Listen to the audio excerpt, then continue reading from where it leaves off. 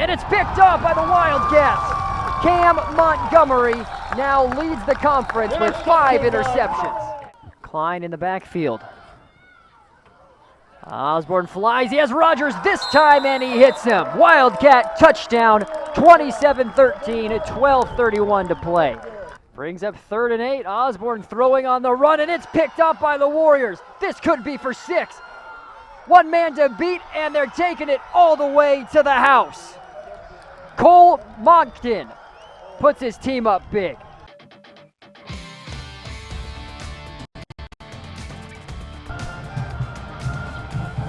And welcome back. 0-0 is your score here at the Egg Bowl after the first quarter of play. It's been a defensive stand for both squads, but Winona State threatening deep in Wildcat territory, a 3rd and 4 facing the Warriors on the Wildcat 11-yard line. Brandon Aksamit alongside Grant Otten. Bands playing, the sun is out. Doesn't get much better than this. Yeah, it is a beautiful day out for some college football on a Saturday afternoon. Wayne State missing that field goal attempt earlier last time down the field, and if Winona's not able to get a first down here, we might be looking at their first field goal attempt. They go to the air. Nelson hits Johnson. He extends it. They give it to him. Winona State strikes first from 11 yards out. Nelson hooking up with Johnson. And there's Johnson's touchdown. He keeps the streak going in a nice route to the right side, and then that's just athleticism and awareness to know where the end zone's going to be at and to stretch out and knock that thing down. There's not much of a decision here. You know he's got Johnson one-on-one in the flat, and then you just see the ability of the receiver taking over when he gets there and knocks down that pylon. So the streak now for Johnson extends to 9 consecutive games with a receiving touchdown for the senior. He now has 11 on the year. Kick goes off the upright and in. So 7-0. Winona State strikes first. Just 9 seconds into the second quarter. We'll be back. Wildcats getting the ball.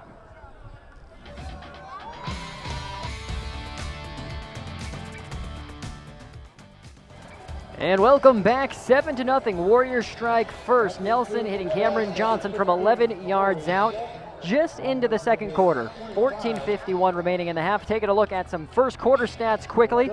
For the Wayne State side, Zach Osborne's the leading rusher, 2 carries for 20 yards. Trumbull 1 carry for 0 yards, and Burns 3 carries for 0 yards. This very, very tough Winona State defensive front. Osborne's 5 for 10 with 43 yards passing, and Willie Walton, the leading receiver, with 25 yards on 2 receptions for the Wildcats. Grant, you have some totals for both teams. Yeah, Winona State here as we look at the return, opening up. So Odessa Clark making some things happen for Wayne State. Winona State leading in both offensive categories, 114 yards total to Wayne State's 61, 48 rushing yards to Wayne State's 18, and 66 passing yards to Wayne State's 43. So the air has definitely been more successful for both teams. Then again, not counting that second quarter touchdown that we came back to right away. Wayne State, when they started in about the same position on the opposite side of the field, they made a nice little run and then eventually missed a field goal. So we'll see if this energy carries over in a similar type situation. Option for the Wildcats. Osborne cuts it up. Gain of 12 yards. He now has 32. The quarterback able to do some good things with his feet here in the late first quarter and early on here in the second quarter. Send that option to the right and just finds a gap up the middle. He's almost able to cut it up even faster. He just gets stuck by the linebacker who was being blocked and was able to shed that block in time to get a tackle. Viewers at home probably hearing the tornado sirens go off. We're not in any sort of watch or warning that we're aware of, just the weekly testing. No need to be alarmed. Osborne steps up and slides for a gain of 4. So a nice run there. Pass play collapses. He's able to sneak forward and slide down for a couple of yards. Again, new this year, those quarterbacks able to slide, and it's a little different for these quarterbacks who maybe aren't used to it. We saw early on where both times a quarterback has slid and a defender's come in and still hasn't been able to lay off earlier. Osborne again on the option. A lot of success for the quarterback who had 83 yards on the ground last week. He's well on his way there again. Picks up another Wildcat first down. And just finding gaps on that option run. You'll see it here, a great downfield blocking on some of those double pair ups. One of those guys gets free and is eventually able to make the tackle, but not until a first down.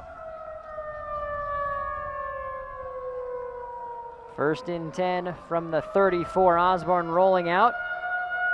And he hits Rogers. Are they going to say he's inbounds? They won't. Rogers is not able to get a foot in. Nice little short pass and a good decision not to run there as the linebackers did a great job of filling in over top and almost kind of a quarterback spy. You can see the big guys following through, and Michael Gomez, the defensive end, kind of keeping Osborne in check. 2nd and 10. Osborne to the air. He connects with Slaughter. That'll be a gain of 4. And we'll get a free play here. Defense going off sides before the hike of the ball.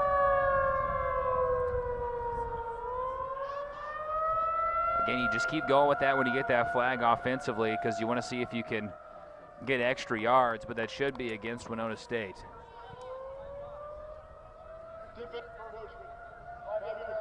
And you are correct. 13:04 left in the half here. Wildcats trying to tie things up. Winona State striking very early in the second quarter to take the 7-0 advantage. And it's taking a little bit, but Wayne State's offense finally starting to get on track here and get into a little bit of a rhythm. Osborne looking to Rogers. Good defensive play. And that is Anthony Cantonese getting his paw on it. Yeah, Rogers, not too aggressively, but maybe wanting a call there. Cantonese does a good job coming over top. They're physical. They're within that 5-yard range. And just makes things difficult for Rogers. And you got a little bit of mismatch on size there, so he has to do a lot to get over top there and kind of disrupt that play. 5'10" versus 6'5", and on that occasion, 5'10" comes out on top. 3rd and 5 from the 28 for the Wildcats.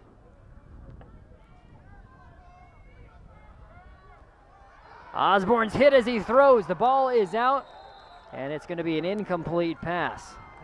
Back-to-back plays here. Cantonese coming up with a big-time hit and a big-time knockdown, so we'll see. I think they might go for it here on 4th down, but you just got that cornerback blitz, and Osborne, no idea, not prepared for it. The running back doesn't pick it up, and that's just a clean shot on a full-speed sprint. Wildcats missed a field goal from just 15 yards on their last drive. This would be well on the border of the kicker's range in Knudsen. And you're right, they're going to go for it, Grant. 4th and 5, Wildcats. Osborne steps up and was going for Williams. Coaching staff wants a flag, and it flies in late. And Cantonese going to get unfortunate call there. He's playing physical, and he's trying to do what he can to disrupt that play. I wasn't sure if we were going to get a call there because it's still close. We'll see that contact does come in early right there, and it comes before he's able to catch it, so a good call by the official. It happened so quickly initially, it was hard to tell how quick that contact came in or who initiated it, but he definitely came over and you saw him grabbing those shoulder pads before the ball had gotten into the range.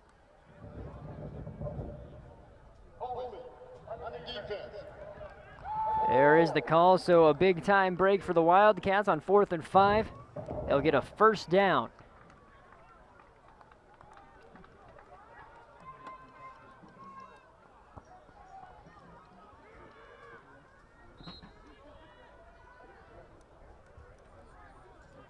And that'll move the Wildcats inside the 20, ball on the 18.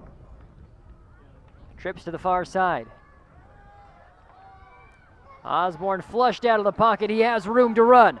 2 defenders to beat. He cuts it around the outside corner and is out at the 5-yard line. Gain of 13. Now, a great job by Osborne to get out of the pocket, but when you get a chance to look at this again, you're going to see blocking downfield by Lane Sullivan, the receiver on the far end of your screen, realizes it's a run, turns around, starts blocking, and opens up that play there. Beautiful job by the wide receiver to block downfield, and that's what makes plays happen when you get that second layer blocking. Former quarterback helping out his fellow quarterback there. Lane Sullivan understanding when help is needed, that's for sure. 1st and goal to go from the 4-yard line. Shovel pass to Williams, looking to get around the edge. He cannot. Big time play by Cervegas. Steal, and no flag flies. Houston Huss, the fullback, out there trying to block Steele. And Williams trying to cut just around him. Winona State does a good job of pushing the offense back and not allowing them to get kind of the line of scrimmage moved up front so he can cut that corner. And Steele just gets off the block and makes a nice tackle. Loss of 6 brings up 2nd and goal from the 10. Option again. We've seen success with Osborne. He cuts it up the middle, and he's going to be brought down at the 1-yard line. And for a second, I thought that was going to be a touchdown with him stretching on the end. They're going to say that knee fell down before the ball crossed the plane. And Osborne, he's got a great arm, but he is doing it with the legs today.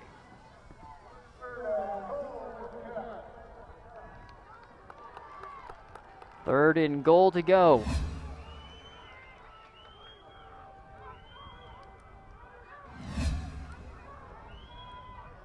Osborne under center. Hand off to the big boy. Houston Huss punches it in, and the Wildcats are on the board. Fullback gets his first carry of the day, and he makes it count for 6. Nice little quick handoff off the left side. And you got to credit those big boys up front for moving that line of scrimmage and allowing him to just kind of tumble into the end zone, lower the shoulders, and cross the plane, cross that line right there. Beautiful job. You can see the blocking there. It was just an easy hole for him to run through. Well, with 10:40 remaining, the Wildcats even the score, 7-7 here at the Egg Bowl. We'll be back on News Channel Nebraska.